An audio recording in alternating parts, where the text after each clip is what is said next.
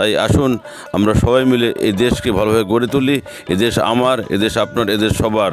এদেশ স্বাধীনভাবে চলুক সেই প্রত্যাশা, সেই কামনা করে, সবার কল্যাণ কামনা করে।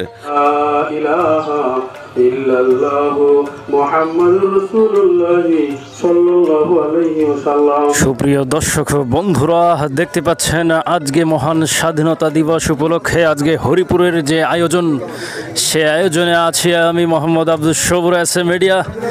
আপনাদেরকে দেখাচ্ছি ঘুরে ঘুরে সমস্ত আয়োজন, আমাদের সাথেই থাকুন। আসসালামু আলাইকুম প্রিয় হরিপুরবাসী, প্রিয় দেশবাসী।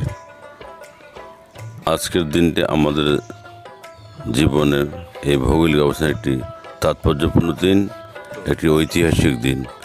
স্বাধীনতা দিবস 1971 সালের 26শে মার্চ এই জাতির জন্য একটি স্বাধীনতার সূর্য উদিত হয়েছিল। আমরা স্বাধীনভাবে বসবাস করব সে লক্ষ্যে বিএনপির প্রতিষ্ঠাতা চেয়ারম্যান, সাবেক রাষ্ট্রপতি, মেজর হিসাবে সেদিন উনি কালুরঘাট বেতারগঞ্জ থেকে ঘোষণা দিয়েছিলেন, আমি মেজর জিয়া বলছি, বাংলাদেশ স্বাধীন, বাংলাদেশ স্বাধীনভাবে চলবে এবং বাংলাদেশের স্বাধীনতার ঘোষণা করেছিলেন।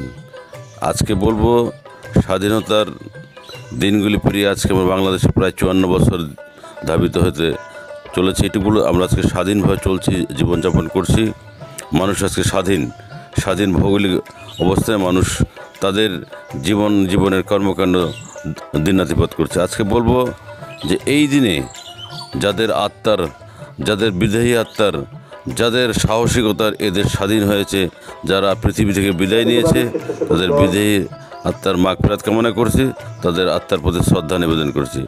এবং এই দিনে এই যুদ্ধে 9 মাস রক্তক্ষয়ী সংঘর্ষে যারা আহত হয়েছেন তাদের দীর্ঘায়ু কামনা করছি, সুস্বাস্থ্য কামনা করছি। আমি বলবো এদের স্বাধীনভাবে চলবে এবং আমরা স্বাধীনভাবে বসবাস করছি।